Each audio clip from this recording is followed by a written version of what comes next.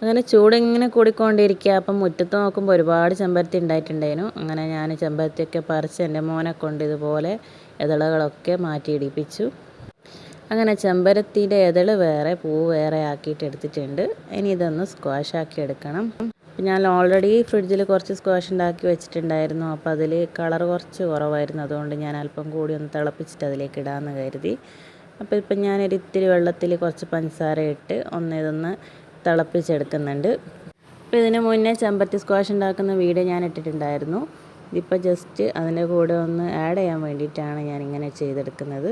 അപ്പോൾ നല്ലൊരു പർപ്പിൾ കളറായി കിട്ടിയിട്ടുണ്ട്. എനിക്ക് ഗ്യാസ് ഓഫ് ആക്കിയിട്ട് തണിയാൻ വെക്കാം. അപ്പോൾ ഇതിന് മുന്നേ ഞാൻ ഉണ്ടാക്കി വെച്ചിട്ടുള്ള സ്ക്വാഷാണ്. അപ്പോൾ അതിലേക്ക് ആഡ് ചെയ്യാൻ വേണ്ടിയിട്ടാണ് ഞാനിപ്പോൾ തിളപ്പിച്ചെടുത്തത്. അപ്പോൾ ഈ ഉണ്ടാക്കി വെച്ച സ്ക്വാഷിൽ നിന്നും 1/2 ഗ്ലാസ് എടുത്തിട്ട് അതിനെ കൂടെ 3 ഗ്ലാസ് വെള്ളം ആഡ് ചെയ്തിട്ട് ഒരു നാരങ്ങ കൂടി പിഴിഞ്ഞൊഴിച്ചാൽ നമുക്ക് അടിപൊളി സർബത്ത് റെഡിയായി കിട്ടും. അപ്പോൾ എല്ലാവരും ഒന്ന് ട്രൈ ചെയ്യുക.